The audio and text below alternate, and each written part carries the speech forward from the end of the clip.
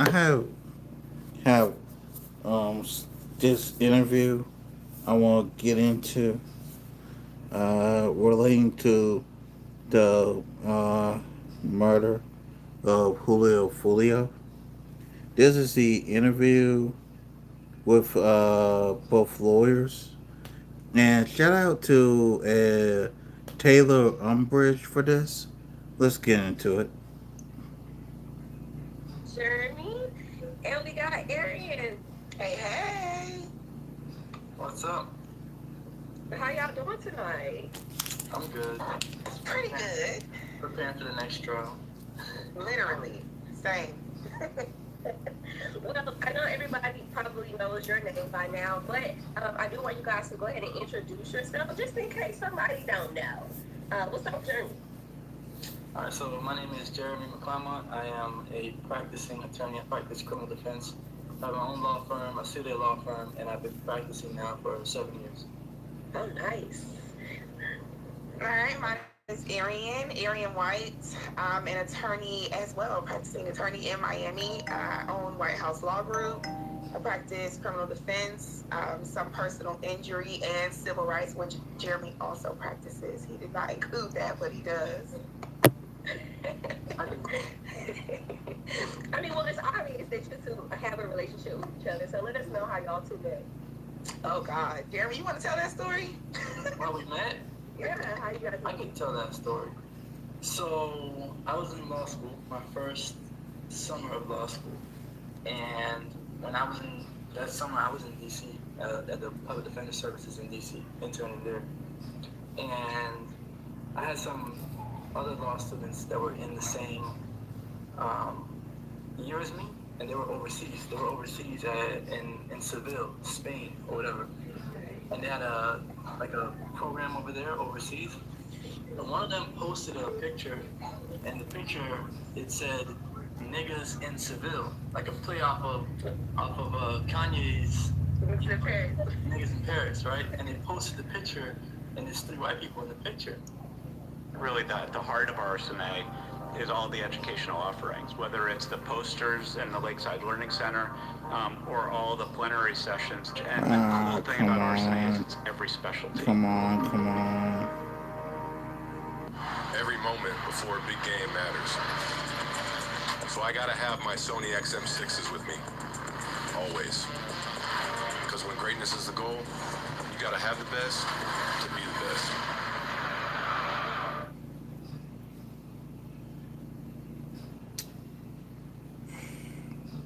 I hate these ads.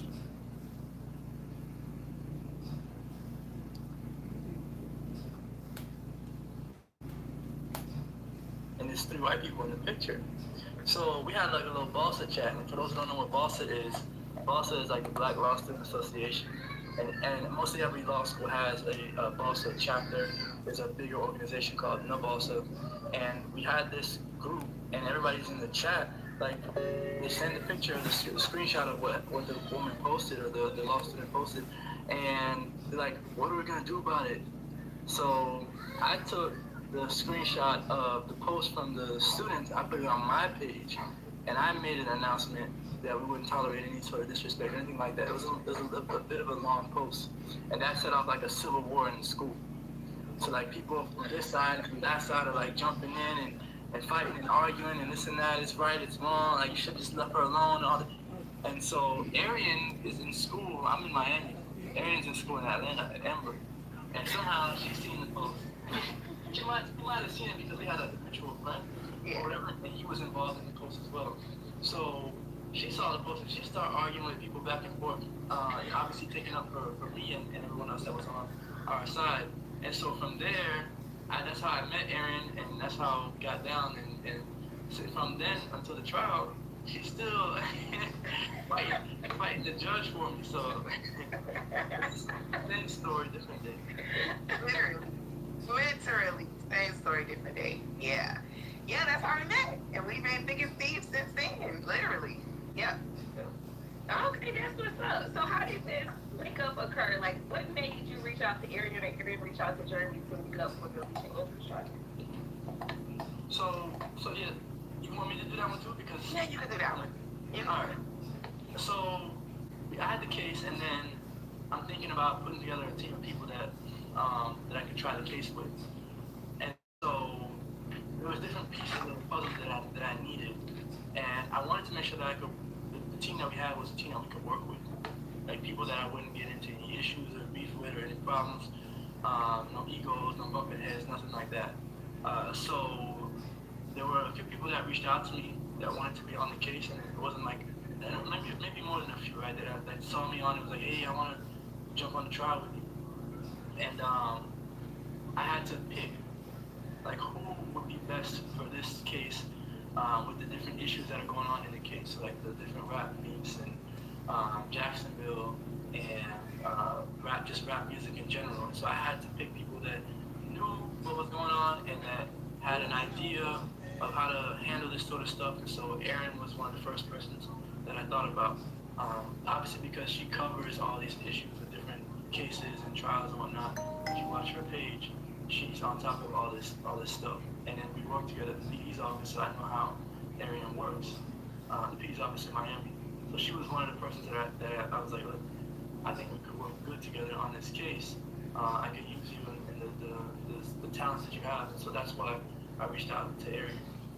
Oh no, okay, cool, cool. And I think like when we were watching the trial for a minute, I felt like we didn't really know at first that you were the lead, the lead defense attorney. So let's take a step back for a second. Let's just kind of talk about how you got this case, if that's something that you're willing to share. What made you want to take it or say it to something that I could do? Yeah. So the way that I got roped into the case was that there was another attorney who was handling the case before me. So that attorney was looking for a co-counsel at the time. This was maybe about a year ago, like Halloween of last year. So they were looking for an attorney at the time, and they had a sister who went to law school, the same law school I went to, FIU. And so somehow we connected at a Halloween party. We connected at that Halloween party, and she said, my sister has a case that she wants help on. I told her you'd be good. So the sister and I connected, and we talked about the case, and I said, yeah, I'll join. I'll be co-counsel, I'll help out. And that's how I got on the case initially. Okay, cool. Okay. Now, when you got into this case, and let's just talk about already, they want to know. But when you got into this, when you got this case, I'm sorry, I'm kind of fumbling for a minute. What were your anticipated challenges? Just knowing the charges that she had, when you first got on or roped into it, and you were like, okay, I'm getting ready to go in here, what was the biggest concern that you had? Me or Aries? Either one's fine. You want to? I'll take it first. Go ahead. My instinct led me to believe, and it was right, that just the cultural differences, right? The finding a jury that could understand culturally what was happening and not brush it off as just simply gang violence. There's more nuances to what was going on. So I thought one of the biggest issues was going to be people in the courtroom that matter, the judge, the jury, the prosecution, not so much, because, it doesn't matter what it actually means. It's more about how they present it. But getting a jury and having a judge that would be willing to understand the nuances of the culture. Mm. So let's talk about the jury. Are you able to share what the jury makeup was? Yeah, so there were 2 Latino people on the jury, the rest were white. Don't let your vacation rental and your hammock be invisible. Get seen, get booked on Booking.com. Hands would rather not get messy. They feed, they bathe, they play catch. That's why we made a baby wipe big enough to help protect them. And one of the Latino persons was white. Latino. Was white and Latino, yes. So after the jury was chosen, like, how did it make you feel going into day one or opening arguments? Like, once that was set? I was frustrated. Yeah, I would say while we were picking the jury, the ones that we had on our minds, the ones that we wanted to keep, if we kept a lot of the ones that we thought we would get or would have, it would have been okay. It'd have probably been like split. But as we kept going through the jury selection process, and the prosecution would strike some people that we wanted, some people of color and whatnot, at the end we realized when we looked at all the 12 that we ended up picking, that we had all basically an all-white jury. And you know, we fought to have other people on the jury. We fought to have a black woman on the jury. We fought to have other people on the jury. But you know, the prosecution, they get 10 strikes, peremptory strikes, which are just, you get to use these strikes for whatever reason, really. And they use them to get some of the people off. And we didn't have a whole bunch of, you know, colored people, black people, however you want to call it, Hispanic people on the jury to begin with, in the pool of individuals to begin with. So it's like slim pickings, and then they have enough peremptory strikes to just get rid of everyone. So Oh, hold on. Hold on. Sorry about that. Sorry about that, y'all. it's like slim pickings, and then they have enough peremptory strikes to just get rid of everyone. So when we saw the makeup, it was like, I thought we was gonna have a little bit of a better shot, but you know, we gotta work with what we can work with, because even though some of the people, a lot of the people were white, it was some of them were okay, meaning like they were at least fair. And if we could get fair jurors to listen to the case, then we should be okay. Is what our mindset was. So long as they can be fair, because so long as they're fair and it's an even playing field, and all we gotta do is do our job, which we know we're gonna do, and then we go from there. Yeah. Because really picking a jury is a gamble. It's always a gamble, right? And you obviously want people that can relate to your client. But the idea that, I mean, we wanted a diverse jury, of course, but there were, you know, non-white people in the pickings that we did not want on the jury too. So it was, I will say this, the second time around, because we had, you know, we kind of started the process a little bit in August. This set of jurors was, I believe, much more diverse than the first time. Okay, so did it? So when it was set in stone, did it change your strategy at all, as far as how you were going to attack this case or present it in front of them? I would say no.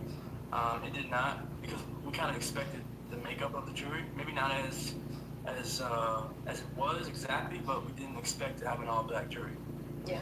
We're not trying a case in Wakanda, so we never expected to have an all-black jury or people that were all culturally sound and whatnot. Yeah. But it didn't really change, and we accounted for those issues that we knew would come up. We accounted for them in jury selection. So the process of jury selection, which people don't get to see, right? We're asking particular questions of the panel, of the people that are there, so that we can weed out who would be very, very bad for Alicia and for the case. So certainly all the people that were terrible for her, we got all those people off the jury. Yeah. So it didn't change when we saw what the jury was and what the makeup of it. It didn't change our theory. It didn't change the way we would defend the case. We knew that was, you know, a possibility. Yeah. And see, I don't think that everybody kind of understands that, like, the entire process of trial, like, once it gets started, the strategy begins. And I think just as people were watching the trial, the defense's strategy wasn't super clear to them, which made them criticize heavily.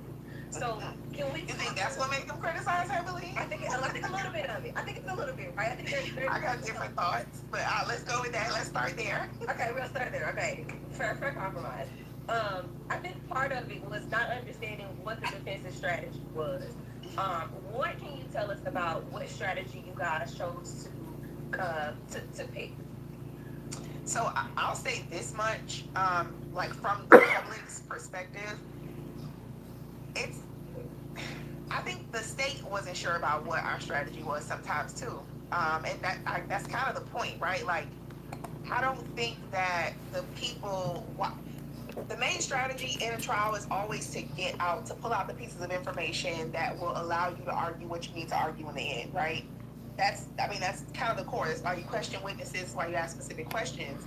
But the idea that it wasn't very clear, I think is not, it was more so because of the way the state put on their case and some of the things that the judge allowed to be put in front of the jury. A lot wasn't clear, particularly Alicia's role in any of this wasn't clear.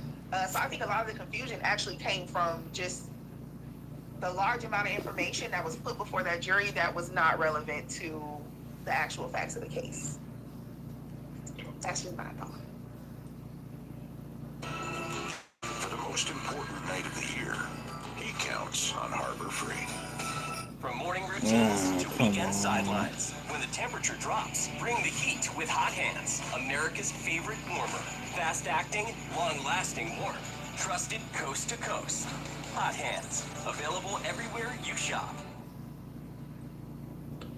So when we talk about the amount or the evidence that was put in front of the jury, I mean, I think it was conflated. There was a lot of evidence about things that she absolutely didn't do. And I'm just a law student. I don't know too much, right? So literally, this trial is starting on Monday. The Monday of the week the trial starts. We're talking about conspiracy in class. So I'm like, oh, let me watch this trial because I got something to relate this to for my midterm, for my final. Excuse me, for my final. And so when you talk about like things that just were not relevant, what exactly was the state supposed to prove?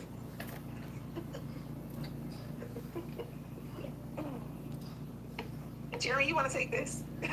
Well, I was waiting on you to answer it, but you said the last part you said what exactly was what? I didn't catch the last. Exactly? What did they need to prove? What did they do? What did the state need to prove? Oh, so they had two charges against Alicia, right? One was conspiracy to commit first-degree murder, and the other one was first-degree murder. So what they have to prove is, and they charge her as a principal, right? So it means you didn't actually commit the crime, the actual underlying crime. You didn't do the shooting that caused the death, but because you intended for that result to happen and you did some act to help the people who actually did it, people are going to charge you as though you did the actual act. So they have to prove those things. They got to prove that she intended for the end result to happen and that she did something, some act with the intent for that act to cause the killing, right? That's for the principle to first-degree murder. Now, the conspiracy, they got to prove something similar, but they got to prove that she conspired with these individuals, that she had a meeting of the minds with them to go ahead and do this. So that was the two things that they had to prove in the two different charges, and they really didn't prove that throughout the trial. Did you all like plan to handle the conspiracy and the murder charge different, or was it just the same goal, same strategy to isolate Alicia from her co-defendants? So I think in this particular, you can't separate them because she doesn't have any direct involvement, and all of this is about the conspiracy, the idea that she was a part of some agreement and acted in a way that was not explicit as far as like the shooting. So I don't think you can separate them at all. I think they're required to be together because of how they alleged that she was involved in the crime. Yeah, and it's, when you're a defense attorney, the best defense is the simplest one.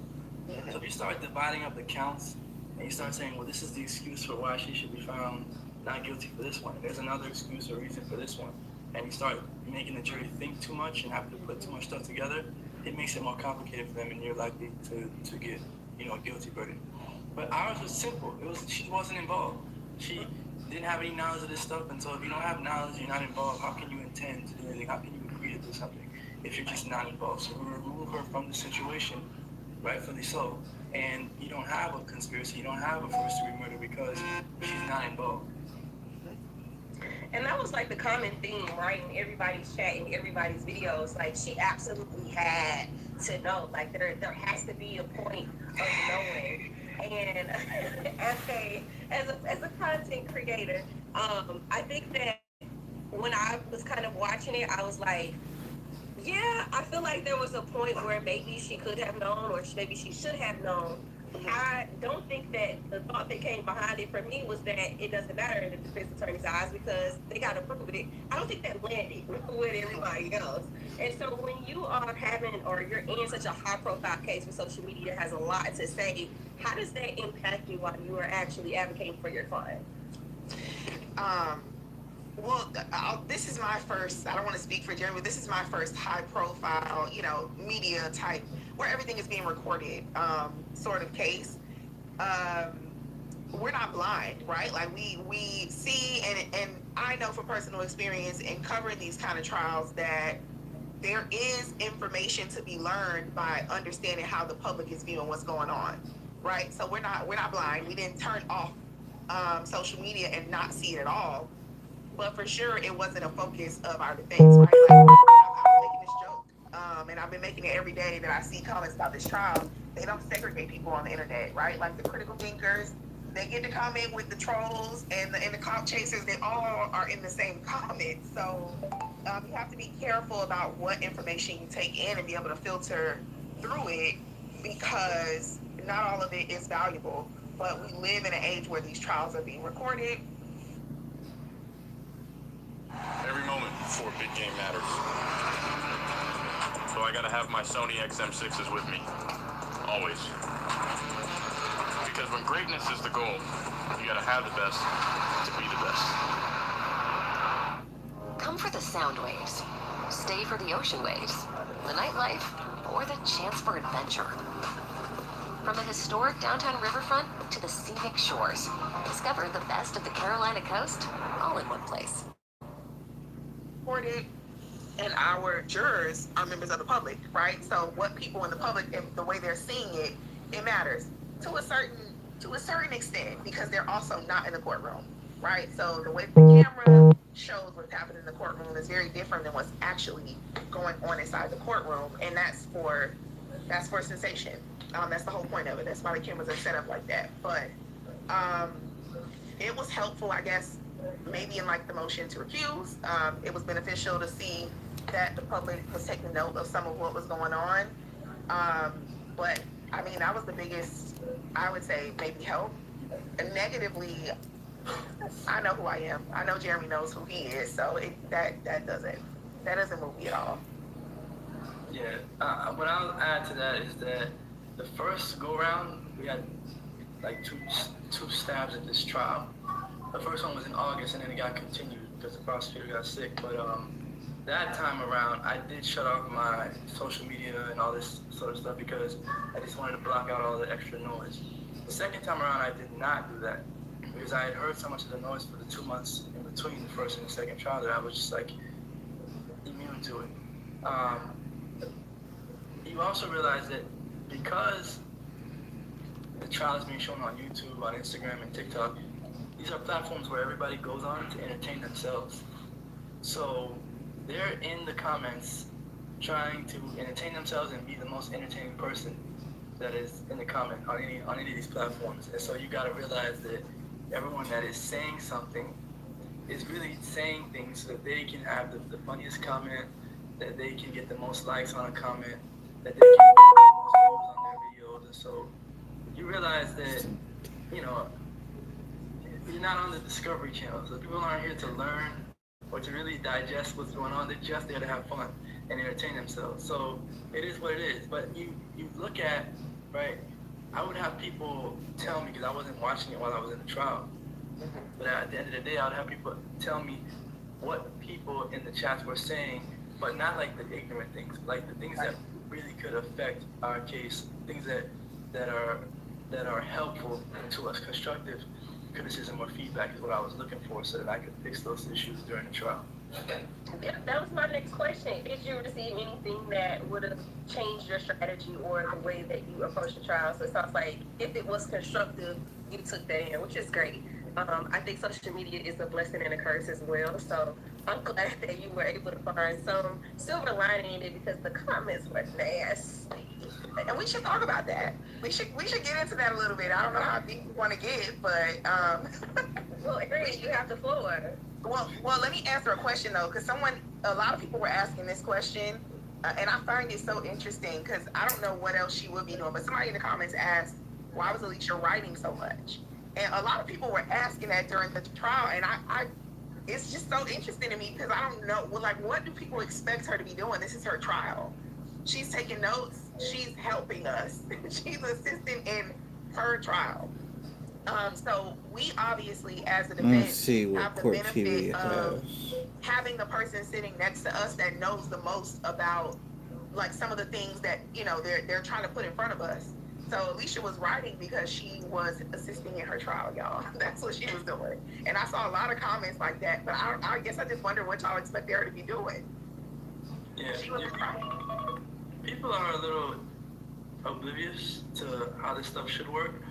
I mean, she definitely was helping us. Like when the state puts up on a board 30 gang members for just one gang or whatever, and they start going through the individuals and saying who this person is and who that person is, and they start saying how this person is from 1200 or whatever. Like Alicia is there and able to tell us who this person is. This person grew up with me. This person went to church. This person is dead. This person, no, I don't even know this person. Like I've never had a relationship with this other person. Like they're lying. That they're doing this. So she's writing things down to give us, commentary on what is actually being shown to the jurors. The state, they were sloppy. They were like, oh, you're in a relationship with this guy, and they put the picture up, and like this guy's in 1200, and she's like, no, that's my cousin. It's like things like that she's writing down on the paper. Like they're putting up all this stuff. They don't even know what they're putting up. And the judge is just letting it in, and she's there to help us weed through some of the stuff. Right? Like I think people, they're like, oh, why is she writing so much? Well, what do you want her to do? Just stare into space? She's on trial for her life. She can write if she wants to write. And the other thing is like people talking about her smiling throughout the trial and whatnot. You gotta remember, the camera is focused on her, like solely on her.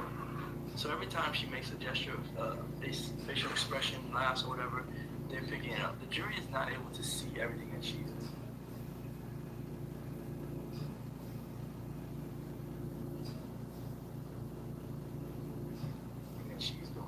She was buried behind myself and another attorney to my left. So the jury couldn't see her making these expressions or doing any of these things that the people on YouTube could see her doing. And I'm not saying that to say that she should have been smiling more or she smiled just enough or whatever, but there were points during the trial, and there will always be this in any trial that I try, where I talk to the client or another attorney talks to the client, and we break some of the tension with just a joke or whatever. And maybe not the funniest joke in the world, but like if I say, did you see this? And she's like, and I say, okay, look, well, they're going this direction. That's exactly where we thought they would go. And we're going to be able to corner them on this issue. And I'll look at her, or she'll look at somebody else, and she'll smile because like we see good things happening in the trial. So it's just like things happening, she smiles about it. And sometimes those smiles could be like nervous smiles, but it wasn't a big deal to the jury because they didn't even see, what was going on. Yeah. And then the other, part to that is like, she is a human being, a whole human being, right? She is on trial for her life. She is innocent on trial for her life. And she probably spends every waking moment, like, from the time she gets arrested to the moment that we're in thinking about it. So the idea that she shouldn't have the ability, well first, there's this like presumption that because she's on trial, she did something wrong, which I find so troubling for Black folks, but we can talk about that too. But the idea that she should be, she should bury her head in shame or not, I don't even know how to pinpoint it, but she's a fully formed human being who has emotions, who deserves some joy, even if it's only a little bit, right? Even if it's in the middle of this trial, that she is a human, deserves to feel those emotions. We, had the opportunity as a group to spend a lot of time with her during trial, but on her day to day, she is in jail, like with people that she does not feel safe around. So the idea that she should never crack a smile is insanity. It's insanity to me. And let me just correct one specific thing, because I believe it might have been large crime. I don't know which media page it was that they kind of shifted the focus to her, and there was an insinuation that she was like smiling at autopsy photos. A lie.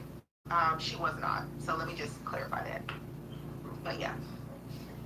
I appreciate that. I do want to talk about something that you said though, because you said she's innocent. So that to me says that you believe in your client's innocence. And I know as a defense attorney, that's not something that you may always have. At what point did you realize this girl is innocent?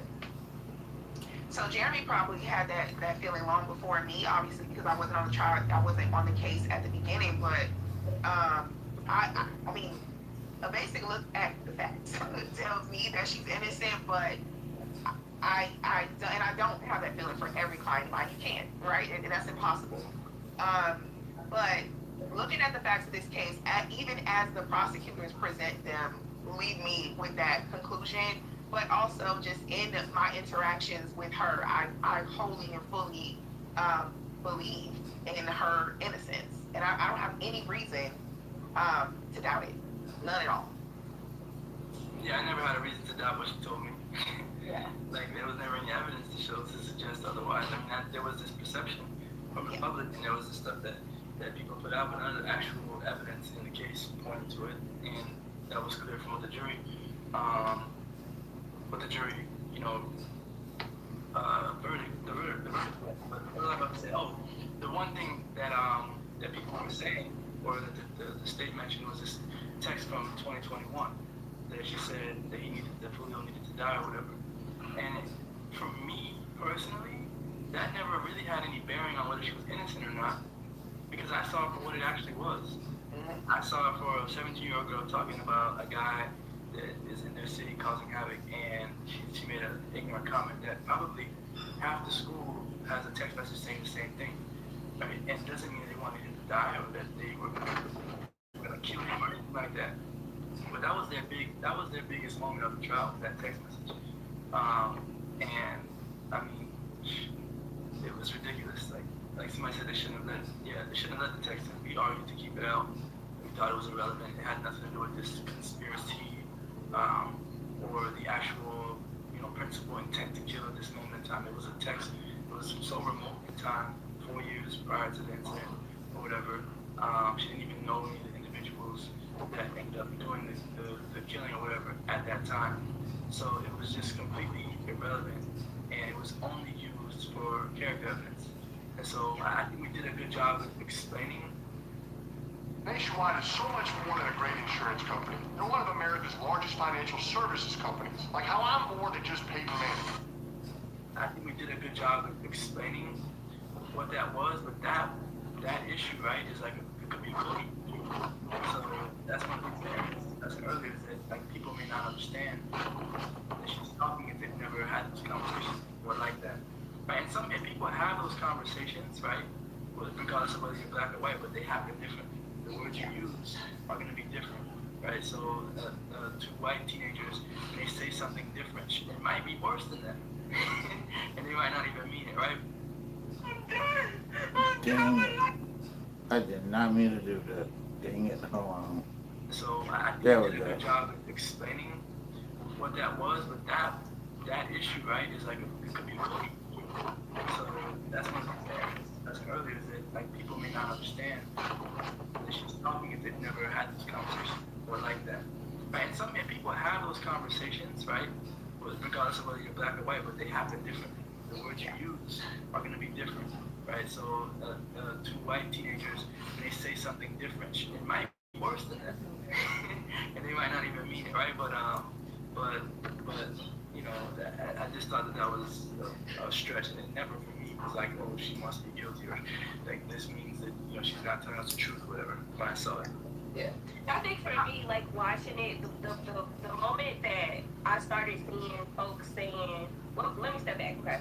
My issue with the whole she has to be guilty came from the trial watchers, the 30 to 40-year-old women for watching trials and imposing their experiences on a 17-year-old girl. When I was 17, I should have so many knots across my head for the amount of times that I fell, bumped into walls, or got pushed out of a flight of stairs, tripping over my own feet. Because I made the dumbest decisions. And these are the same ones that we see at girls' nights, taking shots saying God was with me because I had no business. I think when I saw that, like, that really, like, it kind of hurt me. Because I kind of feel like, I'm on a soapbox right now, I'll get off in a second, but I kind of feel like, as black people, gangs are essentially a part of our culture, whether we like them or not. And I think everybody has been in some, proximity of a gang or was just outside and in the streets. And the fact that her proximity to folks who put her on trial, it hurt me in a sense. And it hurt me that our people couldn't look at it and even look at it in a non-biased way to attempt to follow the evidence. It was immediately, oh, when I was 17, I wouldn't have gotten in the car with anybody. I would have asked questions. I would have done this. I would have done that. So for me, that was the thing that really like ticked me off. Go ahead. So I agree with you, and I think all of us are. I don't even want to say a bad decision, right? But all of us are one decision away from ending up in, the worst position of our lives. And it may not be a bad decision. It may be a questionable decision. It may be a decision that you didn't even realize what the consequences could be. But we are all one decision away from the circumstances of our lives being completely different, right? But I wanna challenge you a little bit, Taylor, because somehow, right? I watched the YSL trial every day of it. And somehow, some of the same people that criticized Alicia must have been guilty. She had to have known because she was there. Some of those same people were able to pick apart the evidence in the YSL trial and say, hey, maybe some of them have committed some crimes, but I don't think the state can prove it. Domino's large one-topping pizzas are 6-7. Hey, you asked for. Domino's large one-topping pizzas are 6-7. Hey, you asked for it. The United States Postal Service, delivering since 1775.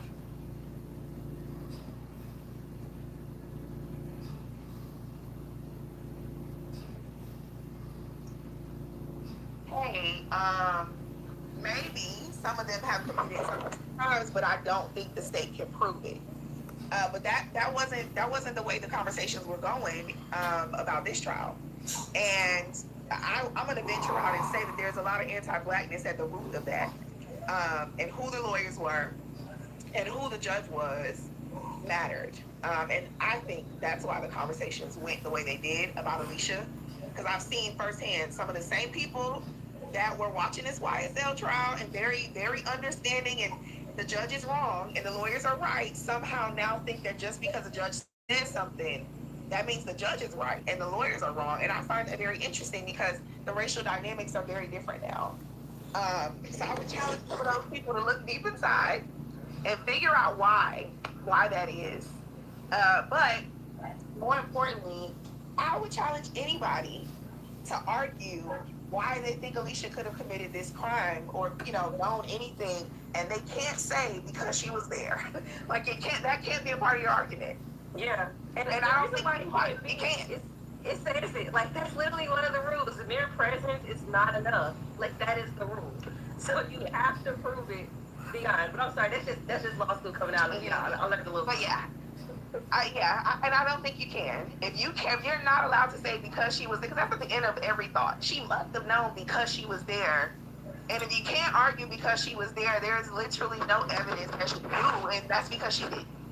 And that's just what it is. So yeah. All right, so let's go back into the courtroom, right? Because there were a lot of challenges that you guys faced when it came to just sidebars or just trying to question your witnesses. How did you manage just like the emotional? Because you guys believe in our innocence, right? So I know it had to be emotional in that moment. Our innocence, right? So I know it had to be emotional in that moment when you're wanting to get our innocence, right? So I know it had to be emotional in that. Dang, I ain't gonna be able to do it. Our innocence, right? So I know that has to be emotional in that moment when you're wanting to get this question out or you're wanting to bring this evidence in. How do you manage that, like on the fly in front of the cameras? Jeremy does a much better job at it than me. You want to take it or you want me to take it? I'll take it. I'm not gonna say I don't manage it well. I believe that I remain professional, right? But I am a passionate advocate. And I don't believe in not speaking up when something is wrong. I don't like disrespect or anything that is at a negative towards me to go unchecked. So, but there's a balance there, right? Because the way that I speak outside of the presence of the jury is very different than in front of the jury, right? Because again, and not all lawyers have this burden, but we have the burden of being Black attorneys, and I have the burden of being a Black woman attorney. And so I have to manage the way that I interact in the courtroom in front of the jury. Outside of the jury, still, but it's very different. It's very frustrating, right? To know that when your position is the correct one, to have case law to back it up, to have the Constitution to back it up, to have common sense back it up, and still, yet somehow, the people on the opposite side of you disagree. And the person who has the control over what is put in front of the jury disagrees. It's very frustrating. And I think even the best lawyers sometimes it may show on your face. But all you can do is move forward. That's the only choice you have because as frustrating as it is, Alicia's life is still in our hands. So we have to move forward and adjust and hope that if this is something that's in front of the jury, that they question it as well. Because don't think the jurors don't see, like, why can't we hear the answer to that question? They don't see some of the arguments that are made from the state, from the defense, and even the judge. The jurors see that too, and if they're interested in justice, they might be offended by some of what's going on in the courtroom. Damn it. But I honest to God, Damn it. There we go. If you're thinking about starting a small business, I need to this quit printer is scrolling. such a pencil pouch and a piece of wood. This machine is so versatile and Offended by some of what's going on in the courtroom. About halfway I done, y'all. just lost my second question with ADHD kind of kicked in a little bit. So when we talk about that was a question about inside the courtroom and just the challenges that are there. How do you keep Alicia's spirits up when you are facing those challenges? So before we get to trial or any hearing, I have to manage her expectations with what is about to happen. So I'm not oblivious to the fact that the judge rules certain ways or speaks a certain way or has a certain tone or disdain for the defense. And we have these discussions long before trial with Alicia, and she sees it for herself before we actually get to trial. What it is, what it is. So it's not like a surprise to us or to Alicia because we've discussed it, we've talked about it, we've talked about how to get around it. The judge is not the ultimate decision maker at the end of the day. So to keep her spirits up, it wasn't, especially with Alicia, it wasn't really hard because she's a really tough person. She's a strong woman, young woman, and I would just tell her, I had 2 words, and she'll nod her head, she'll be fine. I said she wasn't an individual that was like panicking whenever these things would happen. So there's definitely clients that do panic, even if you tell them beforehand, like this judge is going to say this or do that, when we bring out this evidence or when we object, they'll still panic because it is something that causes panic or anxiety with your life on the line. You're actually seeing some sort of unfairness happen right before your eyes. But she was good. She didn't have any issues. She didn't appear to have any anxiety to me. Maybe when she went back in the back, she was sweating bullets. But for us, she was like the easiest person to deal with. She was really strong. She was just focused. Yeah. Nice. She's really like the type of client that I would consider to be the ideal client, right? Innocent, obviously, but more importantly, she was level-headed. Like when you spoke to her, she is not afraid to be vulnerable, like, and to be just honest about like the circumstances of what's going on. She was definitely an asset to her own defense, which is, it sounds like it should be an obvious, but sometimes the stress and the weight of this kind of, especially this kind of trial, it's hard. It's hard because it's a gamble. You're putting your life in the hands of, in her case, 12 people.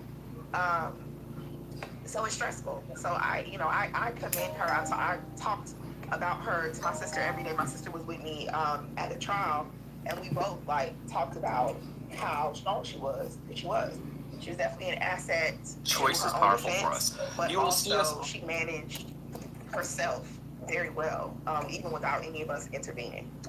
Yeah, and honestly, I'm pretty sure that a lot of folks in the comments might agree that when she took the stand, she shifted the room in a way that I don't think could have shifted without her being up there. So my first question about just her taking the stand in general was it always the plan? Was it always in the books for her to get up there? Yeah, it was. I mean, and we try to, make it seem like, there's some mystique about whether she's going to testify or whatever. But that's all part of the plan too. To have the jurors think that maybe she won't testify. But everybody wants to see it. And, honestly, I've tried a lot of cases and people say, you shouldn't put your client on the stand to testify. So in the majority of my trials, my clients have testified, and it has gone well.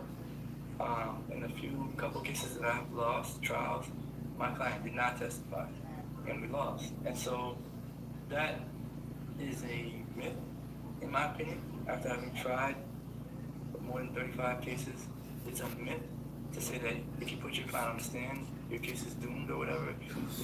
It's not reality, because if you prepare your client, was prepared, she can save her own skin, right? By what she says on the stand and how she reacts to the state's cross-examination. That is like in and of itself, preparing your client to testify and what happens when they get on the stand. All of that is part of the trial, and you can't just ignore it. You can't just hide from it because it could turn out bad.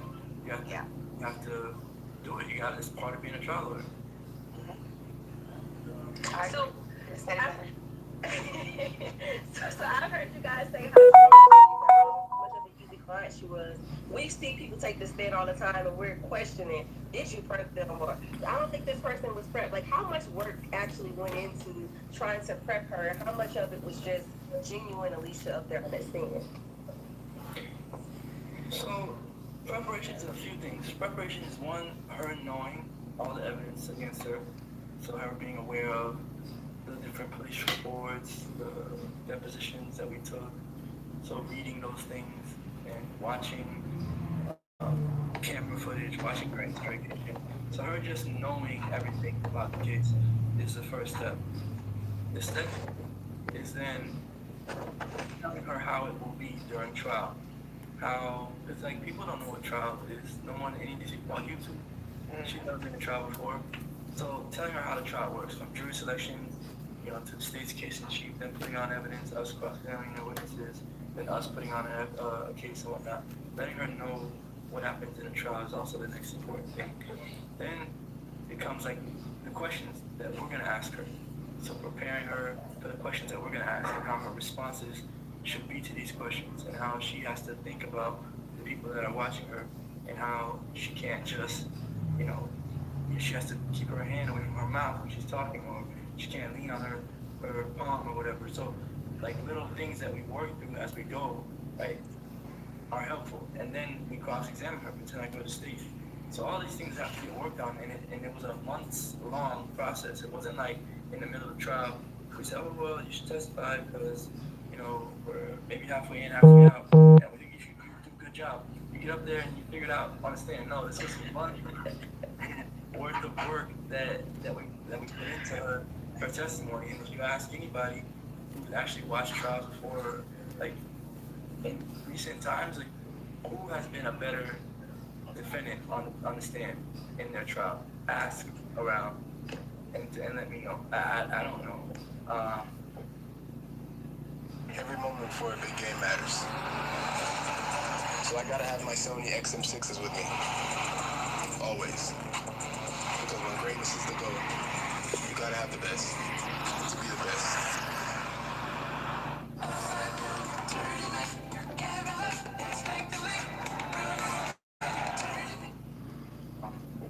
So it just, she did well, and She did excellent. She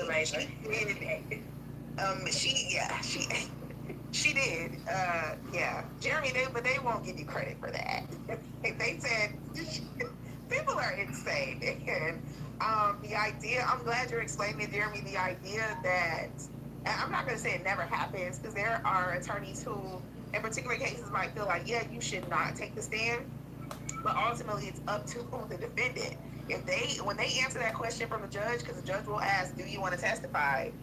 They could have been saying no the entire time, and then they say yeah.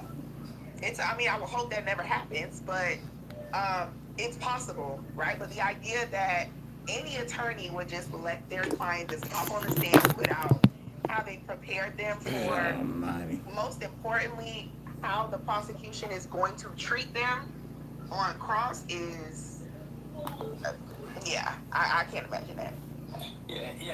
And I'll add to this, like, even if somebody's telling the absolute truth, without preparation, when you're talking to an attorney on cross-examination, you're in front of a box of 12 people, that's the jury, cameras are going and all this other stuff, you could be 100% telling the truth, and you could look like you are the biggest liar in the world. You could be up there sweating bullets, you could be hemming and hawing, you could be stuttering, you could do all these things. And it's not because you're lying, it's just because you weren't prepared to be in that situation. Not everybody in the world is a great public speaker. You don't just grow up speaking in front of like people in this situation. So part of it is that it was truthful testimony, but the other part is that she prepared. Yeah. So someone in the comments said, and to hear it took him a month. Just to clarify that, it took months, many months, not just 1 month. I just wanted to clarify that. Many months. It was over many months, and I can't take credit for that. But it was over many months. Hold on.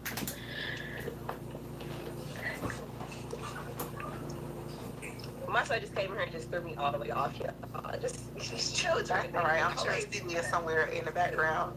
Girl, he still is right here hanging on the chair.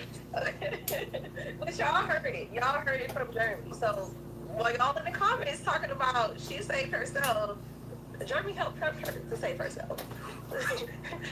The team helped her prep to save herself. So give credit where credit is due. Now, I do want to talk about these phone calls because those phone calls coming out on her cross-examination had us all shocked. And to hear her say, didn't your attorneys tell you not to speak to him on the phone? Like, how did you guys, was there any conversation about that before she took the stand or maybe afterwards about those calls? She afterwards, it's like you handled that well. Yeah, you handled that very well. But you know, it wasn't a surprise to us. We knew that it was going to come up, and so that was also part of the preparation. So like, yeah, all these people talking and saying all these things, like there's a lot of stuff they don't see.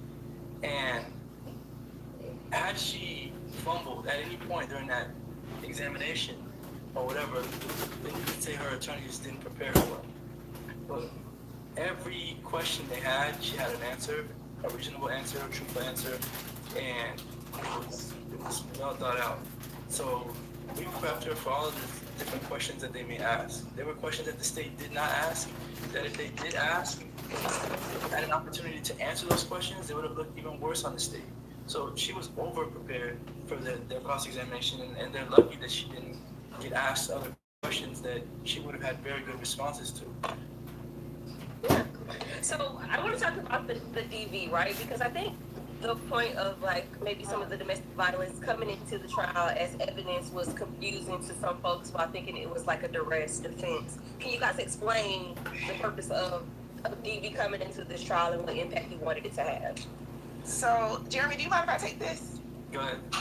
So, duress was never a defense, ever. Ever. Not ever at any time did we ever put forth duress as a defense. That is something that the judge kind of coined, and it was something that she kept repeating, but we never attempted to put forth duress as a defense. Duress as a defense essentially is an admission, right? Duress is saying, I did this, but here is why I did it. So duress was never a defense for us. The domestic violence was important to our defense because, and it's ironic that people felt like, I don't understand why she's talking about domestic violence. So many people said she must have known because she was there, right? Because anybody in their right mind that was there would have known. Well, that's why the domestic violence is so important. Because she's not a normal, 19, 20, 21-year-old woman. She's a battered 20-year-old woman, 21-year-old woman. In a situation where a normal person may have been, even if they had suspicions, asking questions out loud and advocating for themselves, she understands what the consequences of advocating for herself would result in, right? So she has a very different experience than someone who is in a normal relationship where your partner values your life, your freedom, sees you as an equal partner, and you have agency in your relationship. That was not her situation, right? So the domestic violence mattered because it went to, first and foremost, the reasonableness of the idea she would have known, right? Or how she could have come to know had she asked the right questions. But more importantly, it goes to the idea of her state of mind, right? Her intent, whether what she was doing was actually for the purpose of committing this murder, which it was not. Or if she was in a situation where she's next to a man that will whoop her ass if she doesn't do what he says do. Jump in my new EV with me. I found it on cars.com.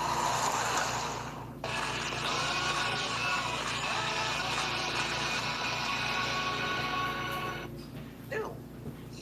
And so that's why the domestic violence mattered for our defense, but it had nothing to do with the rest. And I really don't even know where that idea came from because it was not from us. Yeah.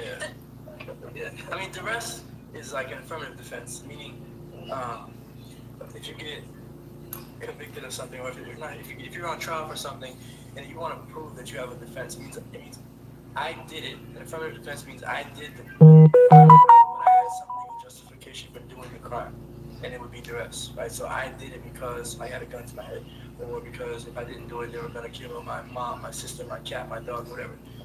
That's duress. That's an affirmative defense. It's something that you have to prove in order to say that, yeah, I did the crime, but I'm not guilty of it because I have some legal justification for doing it. That was never something that, and as much as the judge kept saying it, it could get on my nerves every time because we never put forth that we were going to have some sort of duress defense. And then people ran with it online. Oh, I can't believe they were going to use domestic violence as the defense or duress as a defense. What are they going to do now? It's like, oh, we're going to use our actual defense when the trial comes, and it will be just fine. But even that ruling that we couldn't use domestic violence in our trial, the judge walked that back because it's absolutely relevant to what your state of mind was at the time. Like, if somebody's telling you to do something and you know that this person has the ability or the capability to beat you or do whatever they want to do with you in the moment, then you're more likely to give up your phone and not say anything, or go along with them on a ride and not say anything, not ask any questions or talk back or anything like that. So domestic violence was important to our case, but regardless of whether we got it in or not, Alicia was still going to be able to tell her story about what happened, and I thought the result would be the same. But it's perfectly legal and relevant to the case for her to talk about those things, especially when the whole case is about all these people in Jacksonville, these gang members, this gang war and all this stuff. She's not even in the gang. She's like, why is all this stuff relevant? Why is the gun relevant in Sean Gathwright's home and in the mom's safe? Why is the safety on a rifle important or relevant to the state? Like, there were so many things in the trial that the judge let in because they were quote unquote relevant, but we're getting pushback on something so small as to like her relationship with her boyfriend that they're saying was a Bonnie and Clyde relationship. Right. And that was the other, I'm glad you added that last tidbit because I forgot about that. The other point, I guess, about domestic violence is without us being able to put that forward, the state was going to be able to mislead the jury and paint this relationship as though they were this Batman and Robin, Bonnie and Clyde duo going to commit a murder, and that's just a lie.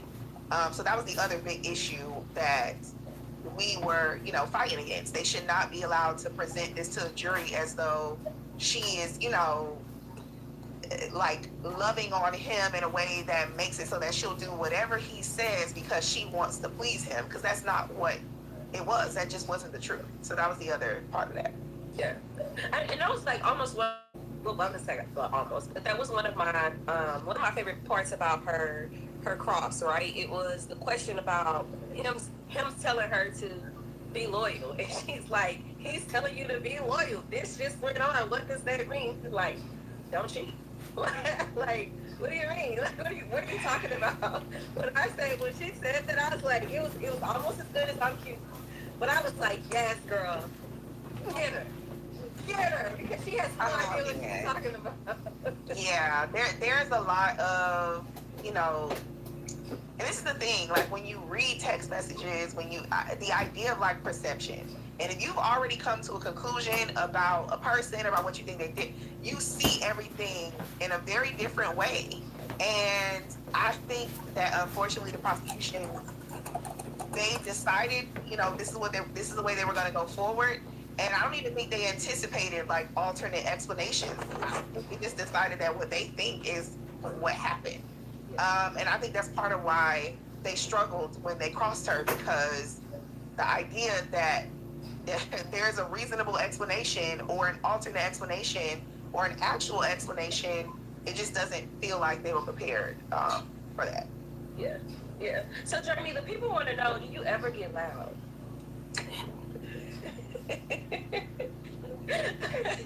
I mean, do I have to? But the thing is, do I ever get loud? Did I get loud in that trial? Maybe one time. Maybe I think it did a little bit.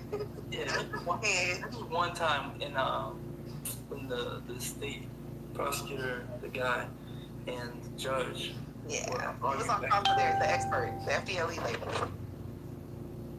Hervez chunky salsa. Authentic. Bold flavor. Dip into Hervez chunky salsa. Mexican is Hervez. Control spend and automate expense reports with Brex. Spend smarter, move faster. Yeah, I think well, they were objecting for whatever reason, and I just got tired of it. And so I like fussed back and forth with the judge for a little bit. But I still tempered it because obviously the jury's there. I don't want them to think I'm crazy. But no, that's just my demeanor. Yeah, I think there was a question in the chat asking about why you didn't go hard on Ramos. Was there anything that you wish you would have done differently just throughout the trial or your approach to any of the witnesses? No. It was Ramos in particular. I'm trying to remember his cross-examination.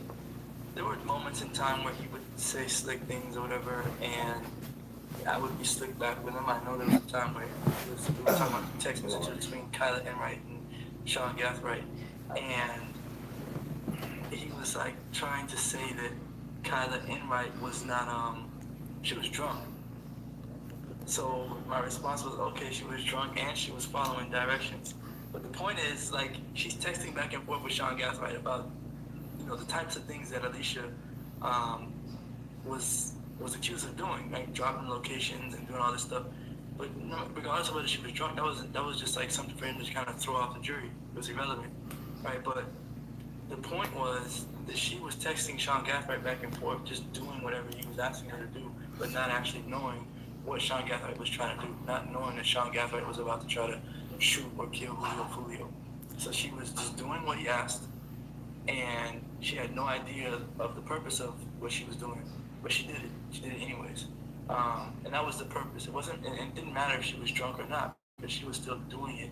She was still able to follow those instructions and whatnot. But no, Drunk is also not a defense to any. It's not a defense. yeah.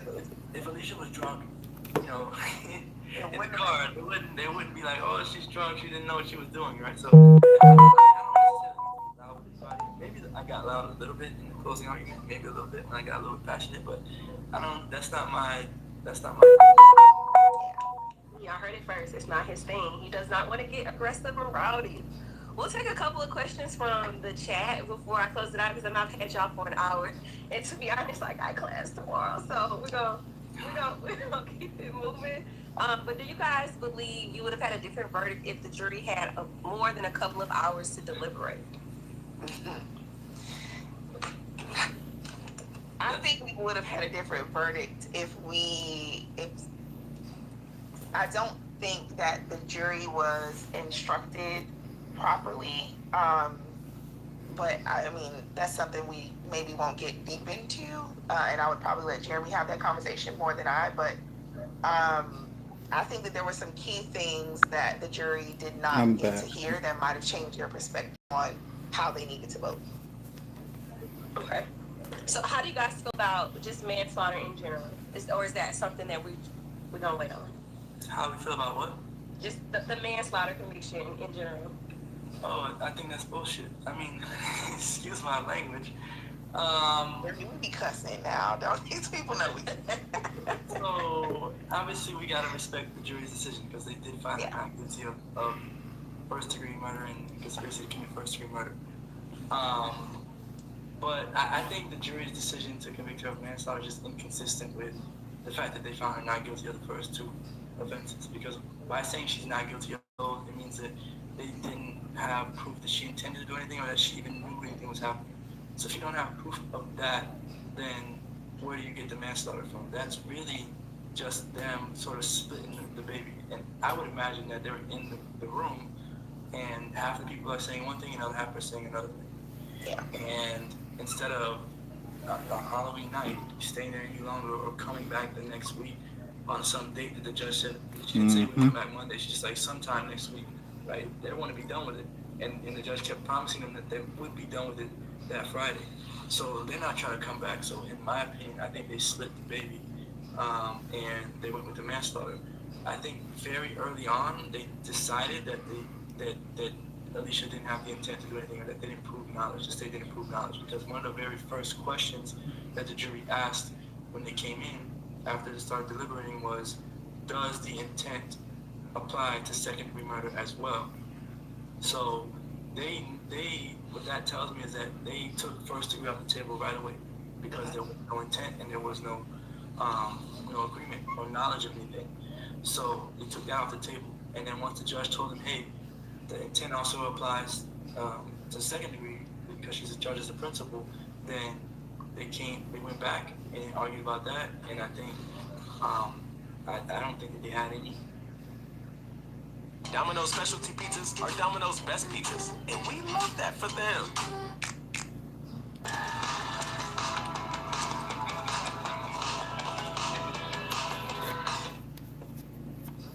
Any feeling that she intended or knew.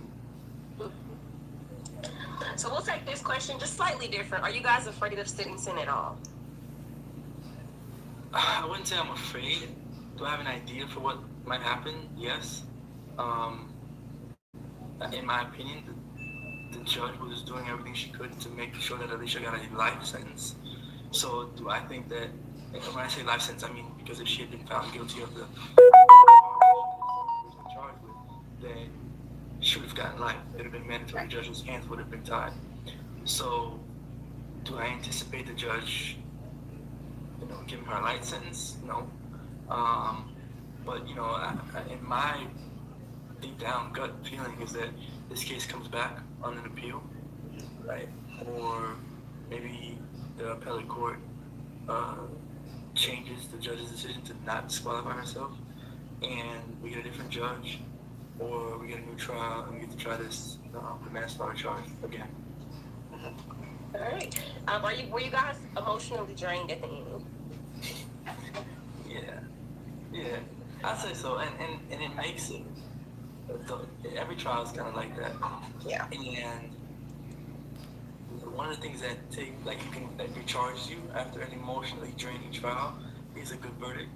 Because when you're emotionally drained from the trial and you get a bad verdict, yeah, it's like somebody took you from being on E to like somewhere below, way below E. But the verdict, it helps. In this case, it wasn't the verdict that we wanted, but after regrouping and thinking about it for a little bit, it's like at least there's a cap on the amount of time that she can get, and at least we have good appellate arguments in the case. Yeah, it was very draining. It was emotional. I'll tell you now, I ain't scared to say it. I cried after. It was. I mean, it's hard to reconcile. Like, yes, she is limited in the amount of time that she could serve. So it puts her in a much better position than she would have been had, there been a first degree or second degree even murder conviction. But we are not satisfied, right? Because she is innocent. She does not belong in prison at all for a day. And when you add everything else, her youth, her child, just her life and what it should look like and what it would have looked like, but for this situation, it's hard to not be emotionally drained, and that's separate from the just stress of being in trial, like constantly being on go, constantly having to shift. That part is stressful too. But then when you add a person that you are like invested in, yes, it was very draining. All right, Jeremy. They want the smoke. So there's a rumor going around that you posted your A song, a caption, possibly "Game Over" on a picture. Now, I personally thought it was a Lil Flip reference. I don't know. I just got an email about it. But is there anything you want to say about that rumor? No, it's not a rumor. So one of the nights we was preparing for trial, we were leaving the office, and we were taking a few selfies throughout the process. Like, so after court, we would take some. Maybe sometimes in the middle of trial prep, we would take a selfie. So we took the selfies late at night. We were leaving to go back to our respective quarters before the next day of trial. Took the selfie, and usually I post this stuff, like a selfie, any pictures. I put a song on my story or whatever. And I guess I had been listening to all these songs throughout the process of preparing for this trial and whatnot. I didn't know Young and Ace, or I didn't know some of his music, or most of any of these people. I didn't even really know Fulio's music. I had heard it on social media because there were memes and stuff that people would do. Like, there were even lawyers that would make like these voiceovers for his song, like the Dead Op song, like Corbin got shot, who's Corbin, all that stuff. Like, there were lawyers that would pretend talking on the phone to their client or whatever, and the song would be playing in the background, and they would be like, "Man, who's Corbin?" So like, I didn't know that was Fulio. I just thought it was some crazy random song that people were using on TikTok and Instagram. So I didn't really know any of this stuff. But when I'm listening to these songs and whatnot, some of them are catchy as hell. So we're leaving the office that night, and that was one of the songs that I liked from the whole group of back and forth and whatnot. And so I posted it, and I posted it like at the end of the song, like, because in the beginning of the song, he starts singing about how he's 5 in the morning, got called, what is this? Dead on arrival, Mr. Six or whatever. So like, you can post the song with the words. Wicked for Good is the best movie of the year. I'm obsessed with Hercules 20-volt brushless power tools are as good as the best for a whole lot less, only at Harbor Freight. But I posted the end of it that just has like really the music playing. Not thinking that a blog would pick it up or whatever, because nobody picks up my story posts. Nobody. Oh no, I tried. The price that went up. Everybody saw everything. So I posted, and I guess people were watching, and then it just went sort of viral, and then it just like added more fuel to the fire when I think Fulio's mom mentioned it or made a post about it. So it was nothing like intentional. Like, I wasn't trying to reach his mother or whoever, but it's not a rumor. I posted the song. Okay. Well, I didn't know because I didn't see it. Somebody just literally emailed me like, "The boy Slick J posted." I said, "What?" Slick J. I mean, I just also think there is such an irony in people being, even though, obviously there was no intention behind, there wasn't. But there is an irony in people being, like, shocked about it in the midst of the way that, this entire back and forth thing goes. A lot of people are desensitized to it. So I don't know, it was kind of weird to me that people were, like, I don't even know what the emotion was behind it. But yeah, that was interesting to me. All right, so this is my last question because I think it's going to be important if I decide I want to do trial. I want to be a trial attorney. What advice would you give to young attorneys preparing for the first major criminal trial? A major trial, or any trial, right? I would say know the facts of your case, like the back of your hand. And that's the first step to being prepared for a trial, is to know the facts of it very well. Um, you gotta know the details better than your opposing side, and we did know the details better than them. As you could see, they kept messing up names.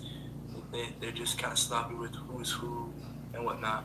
And when you know the facts better than the other side, the jury knows that they should be looking towards you for the answers, and they look at you as the more authoritative lawyer in the courtroom because you know the facts. It's put aside all the other stuff, like knowing how to cross-examine, knowing how to direct examine, knowing how to give an opening statement, a closing statement, knowing how to argue the law. If you don't know the facts of your case, you can't do any of that stuff. Yeah. So you gotta first know the facts of your case, and then you can start building on the actual skill set. My advice would be, I guess, twofold. Be organized, right? Like organize everything as best you can, just because in the midst of trial, things unravel quickly. So you have to be organized, but you also have to be prepared to improvise because you can never predict. There have been so many times where I think I have the best legal argument, the best motion, and I know the law's on my side in some way. Like the judge might find a way to deny my motion, like it happens all the time. So you got to be ready to improvise, and that comes with knowing the facts, right? Like if you know the facts well, you can improvise, but you also got to be organized and prepared. Expect the worst. Prepare for the best, but expect the worst.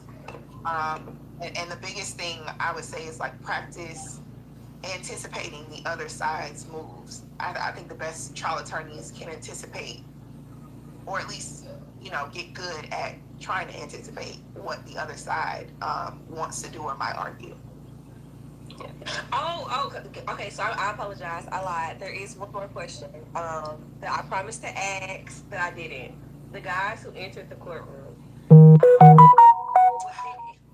Me or Jeremy, I can tell you right now, me and Jeremy can't answer that question because we were inside the courtroom when whatever was happening outside the courtroom. Okay, so it was outside. What is it? What are you talking about? So the guys that entered the courtroom, I think there was just a lot of confusion around what they were doing there, if they were related to anyone, and why was it such a big issue. And I forgot to ask, and somebody texted me and said, "Don't forget." So I promised I'd ask.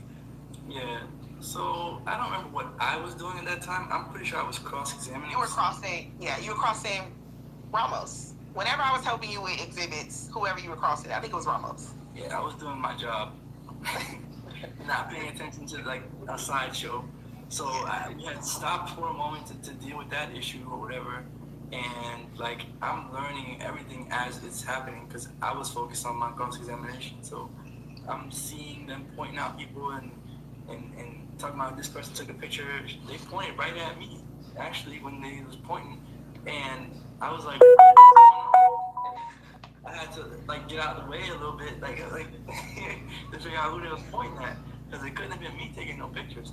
But yeah, that was just like a distraction, and I wasn't bothering myself. There was a lot of distractions that kept popping up, but I wasn't bothering myself with it. I was focused on what I had to do.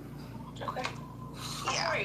I don't know who they were at all. I mean, there was a lot of commotion outside about it. I ended up like going outside, but it was after everything had already happened. So it was just a bunch of. Well, I was down on my last dollar, then I started saving because the bank said fiscal restraint is what. It's a bunch of commotion. I don't know who they were. It was clear to me though that they came there to support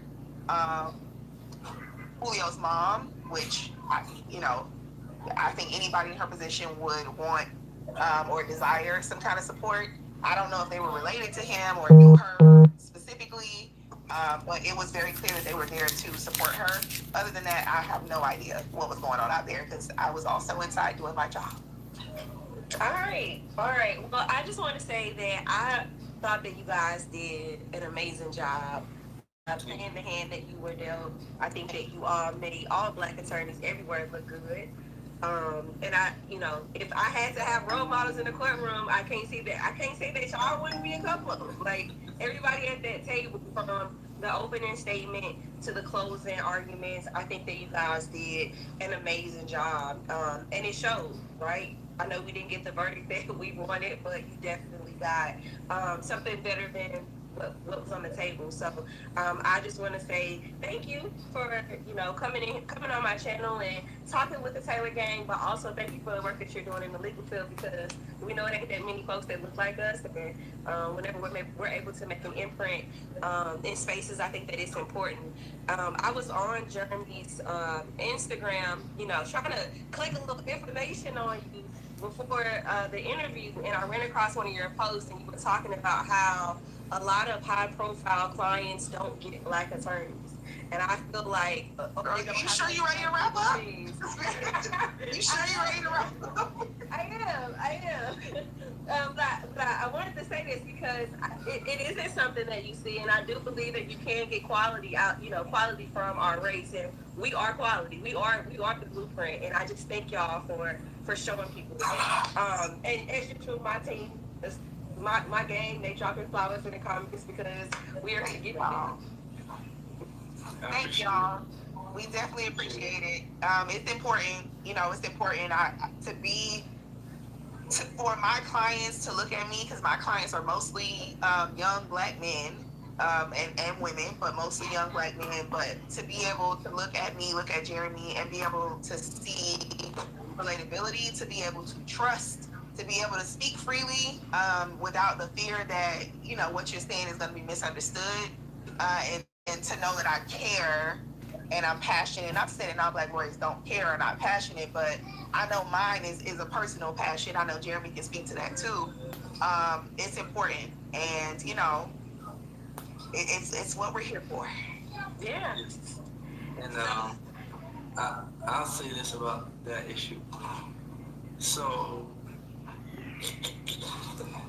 Brian Steele's a great attorney. And when I heard about him on the YSL trial, I looked him up. I see how long he's been practicing, how many appeals he's won, how many trials he's handled, and it's in the hundreds. So can't take anything from him. I think he's a great attorney. And he's sort of like me in the sense that he doesn't yell and scream. He's not aggressive, right? But the only difference between, not only difference, right? I wouldn't say that, but one of the differences between him and me is that he's white and I'm black. And he got so much admiration and whatnot for things that we did in our trial that we got slack for. So whether it was him arguing back and forth with the judge when he did it, Ready to go to jail for his client. It was all good. There was no issues. People was raving. They were saying all the good things about him because he was fighting for his client. When we did it, it was a problem. You're gonna send your client to jail for life. It's you're doing bad for your client. You're not doing what you should be doing for your client, right? And Brian Steele's client, he took a plea in the middle of trial, and he's still on probation, and will be on probation until some of our kids are adults. So, and people say on these posts and whatnot, oh, Brian Steele would have done a better job for Alicia Andrews. Maybe, I don't know, right? I know I did a good job, but You did an excellent job. What are they? What is not enough? That's not a good enough word. It can't be the guilty plea that Young Thug took in the middle of his trial. It can't be that. It must be some of his other work that he's done, but they don't know about his other work. They never looked him up. They're going off of what they saw in the trial.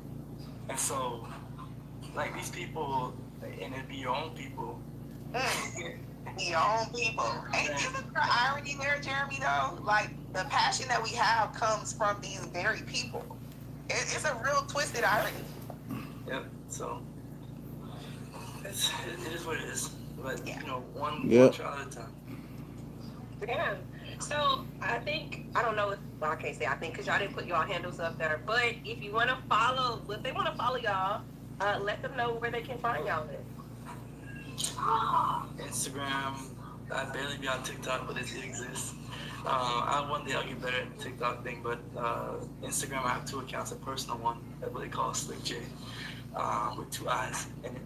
And then my law page, Asilia Law, ASILIA Law. And I have a website too, it's alright, it's pretty good. I put content on it. Jeremy's so funny. I'm on TikTok. I'm probably on TikTok more than I'm on Instagram these days, but my TikTok and Instagram are the same. It's esquired.e.s.q-u-i-r capital R-E-D. And what else? Oh, I have my law firm also has an Instagram at White House Law Group. I don't think we have a TikTok. I'll find out, but I don't think so. And yeah, that's me. Yay! Well, again, thank y'all so much for joining us tonight. I appreciate you guys coming on here. I hope you have a great night. We are still rooting for Alicia. We know the appeal process takes long, but we will keep our ear to the streets. So, thank you. All right, have a good night. They say I was in the comments windmilling for y'all days. Okay. We appreciate it because they was coming. They was coming for us in the comments, but it's cool. Like I said, they don't segregate the internet. They let the fools on there with the smart people. There's no segregation. Hey, Alicia. Say hi. Okay, and that's it. See y'all later. Peace.